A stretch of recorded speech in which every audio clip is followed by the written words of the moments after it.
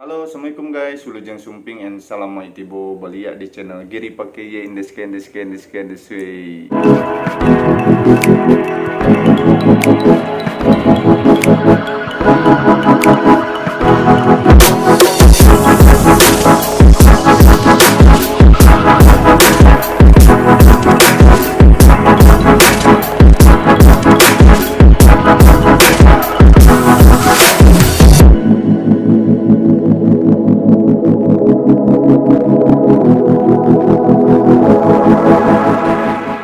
Oke guys, terima kasih untuk kalian yang sudah mengklik video ini dan jangan lupa klik like, share, komen, dan subscribe dan nyalakan notifikasinya agar tidak ketinggalan video terbaru dari channel ini pastinya ya. Oke guys, di video kali ini saya akan mereaction kembali di mana satu buah video yang pastinya masih kita ingat semua ya, akan jatuhnya pesawat Sriwijaya Air 182, dan di mana penjelasan dalam video ini yang saya maksudkan adalah untuk lebih memahami akan kronologi kejadian pesawat ini di kalangan luas ya, dan dengan tampilan 3D yang memudahkan ya untuk mereka kronologi kejadian tersebut dan data kronologi pesawat Sriwijaya Air ini yang masuk ke dalam satelit ya pada sistem ADS-B dan digabungkan dengan data black box FDR ya yang disampaikan oleh KNKT tersebut agar kronologi ini semakin jelas dan akurat ya, untuk pesawat SJ ini apa sih sebenarnya ya. Oke, dan kita saksikan bersama dan mudah-mudahan ada titik cerah ya. Oke guys, di sini saya sudah dalam video sumber aslinya, langsung saja kita reaksi sama-sama guys. Untuk berbelok kanan ke arah 75 derajat untuk menghindari kondisi cuaca. Hal ini disetujui oleh ATC dengan catatan. Oke guys, tonton videonya sampai mengulang habis ya. Laporan KNKT mengenai Aircraft Accident Investigation Report Sriwijaya Air SJ182 berdasarkan black box FDR yang sudah ditemukan. Lalu kami kolaborasikan dengan data rekaman penerbangan yang dicatat oleh satelit ADS-B, yaitu Automatic Dependent Surveillance Broadcast, yang dikirim otomatis dari pesawat SJ. Oke, yang seperti saya maksud di awal tadi ya, di awal video tadi, ADS-B ini artinya adalah Automatic Dependent Surveillance atau Broadcast ya, dan kita saksikan videonya. 182 secara real time ke satelit navigasi. Data yang didapatkan dari ADS-B adalah altitude, true airspeed, ground speed, heading, vertical speed, time, dan jalur penerbangan pesawat secara 3 dimensi. Bagi yang masih belum memahami apa itu ADS-B, penjelasannya ada pada bagian akhir video ini. Sebelum kita menayangkan penjelasan detailnya, maka ada beberapa hal yang perlu dipahami terlebih dahulu, di antaranya heading adalah arah laju pesawat. Yang besar sudutnya dihitung dari sudut putar terhadap arah utara. Nah, untuk penjelasan apakah itu stall, angle of attack, dan apakah upset ada pada bagian akhir video ini. Mari kita mulai. Kita akan menghitung mundur waktu sejauh 1 menit 42 detik sebelum pesawat SJ182 menghempas lautan. Pada ketinggian 8.150 kaki, tenaga mesin sebelah kiri mulai berkurang. Pilot SJ182 meminta izin pada ATC Terminal East untuk berbelok kanan ke arah 75 derajat untuk menghindari kondisi cuaca. Hal ini disetujui oleh ATC dengan catatan diminta berhenti mendaki pada ketinggian 11.000 karena pada arah 75 derajat tersebut ada pesawat lain. Kita bisa lihat di sini SJ182 dalam proses belok kanan ke arah 75 derajat seperti yang telah disetujui oleh ATC. Data FDR mencatat bahwa ketika ketinggian pesawat sekitar 10.600 kaki, pesawat mulai berbelok ke kiri. Pada titik ini baru mencapai 47 derajat, masih jauh dari 75 derajat. Tenaga mesin kiri terus menurun, sementara tenaga mesin kanan tetap. Agaknya daya dorong mesin kiri yang terus melemah membuat pesawat ini terbelokkan ke arah kiri.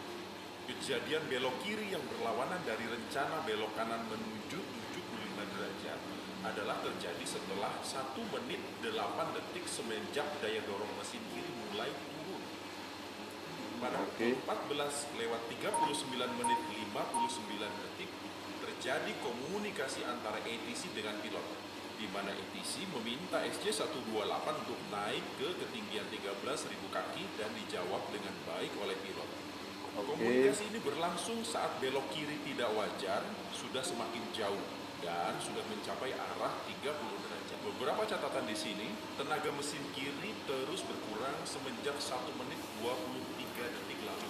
Namun, saat komunikasi dengan ATC ini berlangsung, pihak ATC tidak menerima laporan dari pilot mengenai masalah yang terjadi pada mesin pesawat sebelah kiri tersebut. Yang kedua, saat komunikasi ini berlangsung, berbelok sejauh 16 derajat, yaitu dari 46 derajat ke 30 derajat dalam waktu 9 detik. Selama komunikasi dengan ATC ini berlangsung, dari informasi yang kami peroleh hingga video ini selesai dibuat, ATC tidak menerima informasi perubahan arah belok atau heading yang tidak wajar ini dari pilot. Pada pukul 14.40, ATC melakukan konfirmasi arah SJ182 kenapa berbelok ke kiri, namun SJ182 tidak merespon. Nah, pada detik ini permasalahan mulai memuncak. Saat heading atau arah pesawat 16 derajat, sikap pesawat sedang nose up atau hidung pesawat menghadap atas sebesar 4,5 derajat. Ketika itu, autopilot mulai disengage atau off. Setelah autopilot off, pesawat mulai roll ke arah kiri atau sayap miring ke arah kiri sebesar lebih dari 45 derajat. Roll lebih dari 45 derajat adalah kondisi upset atau melampaui batas aman. Hal ini bisa mengakibatkan stall atau kehilangan daya angkat, atau secara bahasa awamnya pesawat bisa terpleset jatuh ke bawah. Penjelasan mengenai stall dan upset bisa dilihat pada bagian akhir video ini. Beberapa catatan di sini. Yang pertama, tenaga mesin kiri sudah mulai berkurang semenjak kurang lebih 1 menit 22 detik sebelum kejadian roll kiri ini mulai terjadi. Yang kedua, pesawat mulai berbelok ke kiri secara tidak wajar terjadi kurang lebih 14 detik sebelum roll ke kiri ini terjadi.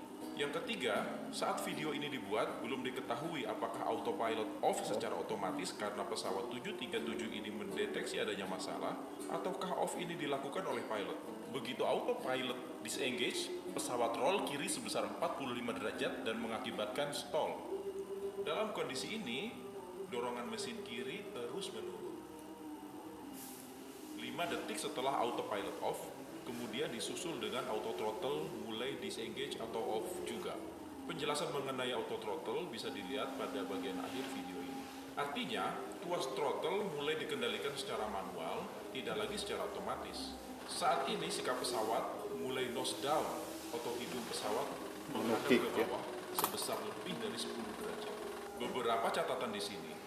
Yang pertama, ini berarti terjadi 2 jenis upset secara bersamaan, yaitu nose down dan high bank angle, yaitu hidung pesawat menghadap bawah dengan kondisi sayap tidak sejajar atau sayap miring ke arah kiri. Yang kedua, kondisi 2 upset lebih sulit diatasi daripada 1 jenis upset. Pertama, pilot harus memperbaiki upset bank angle atau sikap roll pesawat terlebih dahulu agar sejajar kembali. Membuat pesawat dalam posisi wing level atau sayap yang sejajar.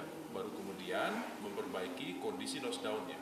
Yang ketiga, dengan kondisi mesin kiri fail pada ketinggian hanya 10.900 kaki, upaya melakukan upset recovery yang seperti ini menjadi lebih sulit.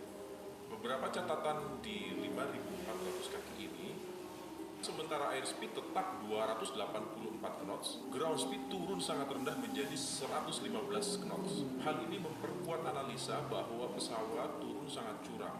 Pada ketinggian 5.400 kaki ini, sudut jatuh sudah mulai melandai. Terlihat pada sudut jatuh yang saya beri warna merah ini, terlihat lebih landai jika dibanding sebelumnya. Ya, sudut jatuh yang berwarna ungu ini jauh lebih curam.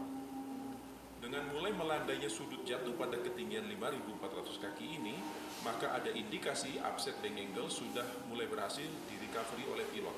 Dan sepertinya pilot mulai mengatasi upset nose down-nya pada ketinggian ini. Vertical speed tercatat naik positif, yaitu 22.912 knots per menit, yang seolah-olah pesawat sedang menanjak, padahal pesawat sedang jatuh. Saat ini saya masih belum bisa menjelaskan mengenai penyebabnya. Perlu diapresiasi upaya pilot dan co-pilot menyelamatkan pesawat, sehingga pada detik-detik ini sikap arah turun pesawat sudah mulai melandai.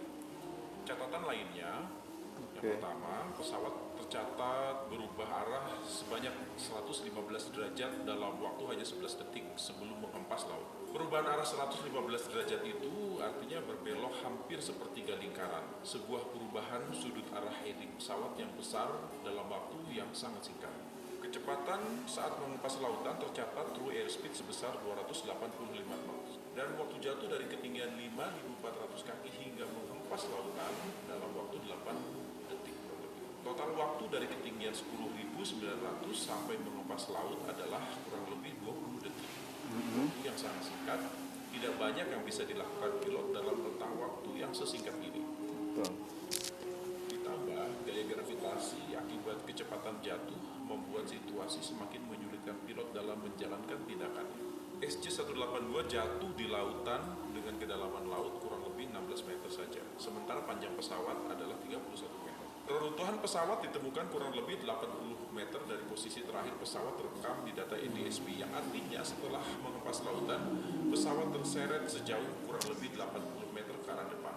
Oke guys, terima kasih untuk kalian yang sudah menyaksikan video tadi ya, dan untuk full videonya saya simpan di kolom link deskripsi ya, untuk bisa kalian saksikan di video sumber aslinya. Dan dalam kejadian ini bisa dapat kita simpulkan bahwasanya ini sudah sangat mempermudah kronologi kejadian pesawat SJ ini ya, Sriwijaya 182 ini, dimana dari pihak-pihak terkait sudah melakukan hal terbaiknya ya, khususnya oleh KNKT sendiri ya, dan kita doakan saja untuk kaum awam seperti kita ya, ada titik terang di balik semua ini, dan kita berdoa untuk keluarga yang ditinggalkan dapat diberikan ketabahan dan kesabaran ya, yang seluas-luasnya. Amin.